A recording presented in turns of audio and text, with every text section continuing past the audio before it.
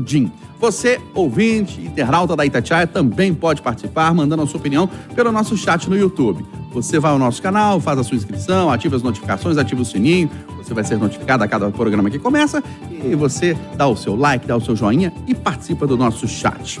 O presidente Lula deve indicar ainda hoje o ministro da Justiça, Flávio Dino, para uma cadeira no Supremo Tribunal Federal, no lugar da ministra Rosa Weber, que se aposentou.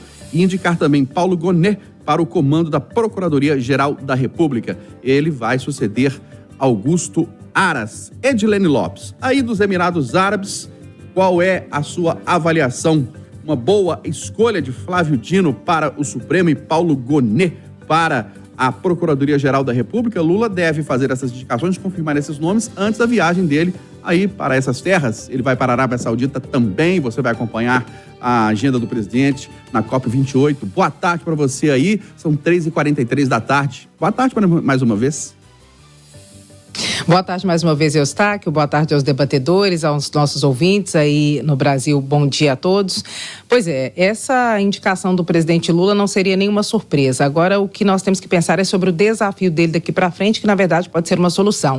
Quem colocar no lugar de Flávio Dino? Seria possível o nome de Ricardo Capelli, que é o 02 do Ministério da Justiça e que é um fiel escudeiro de Flávio Dino, ou seria outro nome de fora? Possivelmente será outro nome de fora, Eustáquio. O que deve acontecer é que o Ministério da Justiça, possivelmente no início de 2024, quando for realizada uma nova reforma administrativa, que esse ministério seja dividido em dois, entre Ministério da Justiça e da Segurança Pública. É uma demanda antiga de alguns partidos, como por exemplo do PT, vai possibilitar que o presidente Lula possa usar cargos para poder negociar com a Câmara dos Deputados, como constantemente tem feito, e aí ao invés de ter apenas um dos ministérios, ele terá 2 ministérios. Então essa deve ser uma consequência, pelo que eu tenho conversado com várias fontes, da saída de Flávio Dino, caso o nome dele seja aprovado para assumir uma vaga no Supremo Tribunal Federal. Além de ser alguém que esteja alinhado com o pensamento do presidente Luiz Inácio Lula da Silva ou com o pensamento progressista, o que no Supremo Tribunal Federal pode surtir algum efeito, já que o Supremo Tribunal Federal é formado por vários grupos de ministros diferentes. Tem 3 grupos e eles decidem de forma coletiva. Cada grupo tem sua linha e sua vertente. Aí tem que ver onde vai se encaixar Flávio Dino. Possivelmente é no lugar em que Lula acredita que ele estará alinhado a esse campo progressista e por isso é uma escolha melhor para o Supremo Tribunal Federal do que para o Ministério.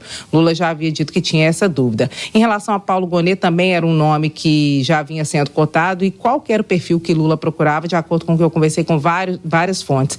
Era um perfil mais ou menos do Augusto Aras, só que não com o alinhamento ideológico do Augusto Aras, que era mais ligado e que foi indicado pelo ex-presidente Jair Bolsonaro. Lula queria um procurador-geral da República que não fosse um lavajatista, assim como Bolsonaro também não quis um lavajatista e por isso escolheu Augusto Aras. Então, ele tem mais ou menos esse perfil de interlocução, de linha dentro do Ministério Público Federal e por isso o escolhido pelo presidente Luiz Inácio Lula da Silva. Deve ter uma atuação talvez um pouco parecida com Augusto Aras, só que numa linha ideológica diferente.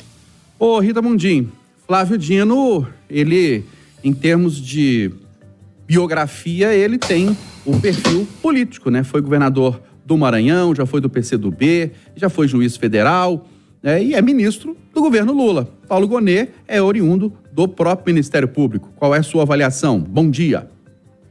Pois é, Eustáquio, eu ficava escutando aqui, né? Bom dia a todos. Escutando a Edilene.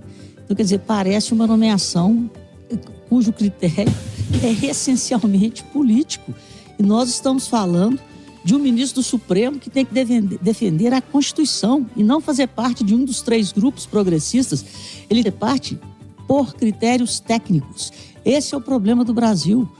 O Supremo, o Paulo Gonet, ele está sendo indicado pelo Gilmar Mendes para agradar o Gilmar Mendes e o Alexandre de Moraes. Isso é o que dizem os rumores. Então, meu Deus do céu, nós estamos falando do Procurador-Geral da República, nós estamos falando em mais um ministro para o Supremo e o assunto é político. E o ministério vai ser dividido em 2. Aí eu fico numa inveja dos argentinos, onde o Milei está transformando os ministérios na Argentina em 8. Então, aonde está a sociedade? Aonde está o objetivo de defender a Constituição e ser a defesa do povo brasileiro, da Constituição brasileira, do povo brasileiro? Então, mais uma vez, os critérios têm que ser mudados. Os critérios têm que ser técnicos e não políticos, porque o que está acontecendo dá medo. Mas, Eduardo Costa, não causa estranheza, assim, você indicar para o Supremo Tribunal Federal um ministro do seu governo, filiado a um partido político atualmente, PSB, que já foi do PCdoB, que já foi governador, que é senador, está licenciado para ser ministro. Ô, amigo, Bom dia. Bom dia para todo mundo, boa segunda. Você tem quantos anos mesmo? 45. Aham. Eu estou fazendo 46, 47 de jornalismo. Quando você nasceu, eu já causava estranheza no meu coração. Isso é uma esculhambação. Não tem outra palavra. É esculhambação. Embora ele tenha uma formação jurídica, porque ele já foi juiz federal, mas é político. É advogado, tem 1,5 milhão só afiliados da OAB. Ah, foi juiz federal. Foi, largou e virou político, de uma ideologia bem definida. Mas não é só o Lula que esculhamba o Supremo, não. Bolsonaro, quando foi escolhido, falou que queria o melhor. Ele falou, eu quero um excessivamente, eu não sei o que é, evangélico. O Fernando Henrique, por exemplo, nos deu de presente o Gilmar Mendes, né? Que era advogado do PSDB, que está aí, livrando a cara do Aécio em tudo quanto é processo indecente. Aliás, falando em Gilmar Mendes, ele que gosta de... Ele devia vir a público para dizer, este não. Mas antes que ele diga este não para o Fábio Dino, ele foi contemplado com o Procurador-Geral da República. É uma ação entre amigos, é uma esculhambação. E eu fico imaginando como é que funcionam essas cortes. Desde as mais regionais, como o nosso Tribunal de Faz de Contas aqui, até a maior corte, que é o Supremo. Eu fui indicado pelo Assi, você pelo Travasso, o Peradores ali pela Rita, o Tiago, nosso homem da informática que chegou aqui agora, pelo Temer. Então, eu ajudo você aqui, você me ajuda ali. E não condena ninguém, e não muda o país. O Alexandre de Moraes, por exemplo, que está em evidência há muito tempo aí, foi indicado pelo Michel Temer, foi ministro do Temer, então tá todo mundo ligado, todo mundo entrelaçado. É uma esculhambação. Eu fico imaginando, já falei isso aqui, eu fico imaginando o grande juiz, sabe? O grande magistrado, aquele cara sério, que trabalha pra caramba, que vai lá pra Mantena, depois vai pra Inhapim, depois vai pra não sei onde, aí chega aqui em Belo Horizonte, depois de 30 anos de carreira, aí na hora que vai virar desembargador, tem um outro que tem política, o governador dá uma canetada, o outro vira desembargador, ele fica sobrando, e não chega nunca ao ministério. Eustáquio, eu podia falar aqui até 1h da tarde, mas eu vou resumir numa palavra. Numa palavra. O que fazem com a nossa mais alta corte é esculhambação. E aí fica difícil respeitar. Aí, William... Oi, Rita. Só um minutinho. E aqueles, né, Eduardo, que se manifestam nos autos, que eles estão virando estrelas pops.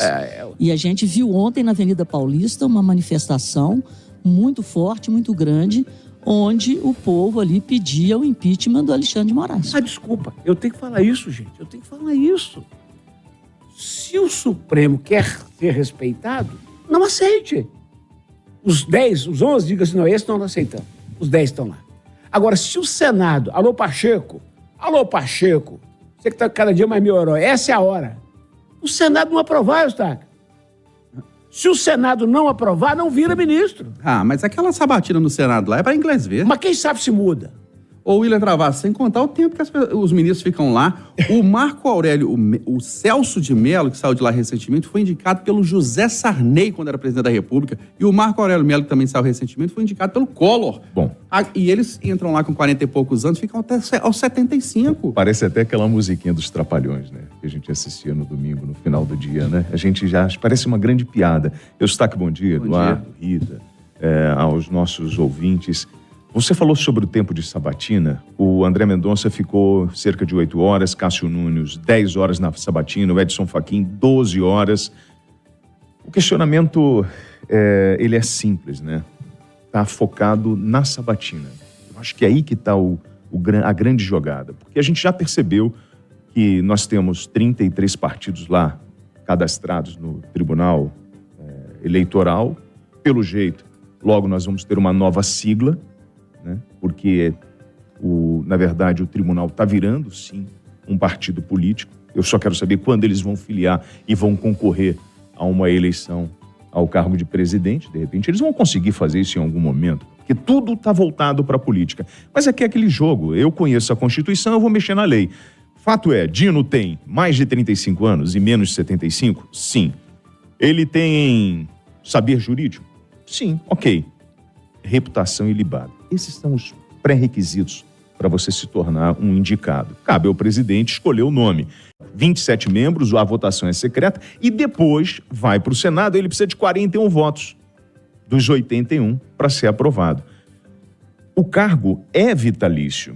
Eu quero saber o seguinte, nessa sabatina eu faço questão de assistir, porque a gente tem 8 de janeiro, Dino sabia dos ataques, foi omisso.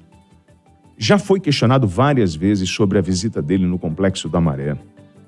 A história daquela senhora mesmo, não, eu não recebi. Aquela senhora que era a mulher do cara do crime organizado.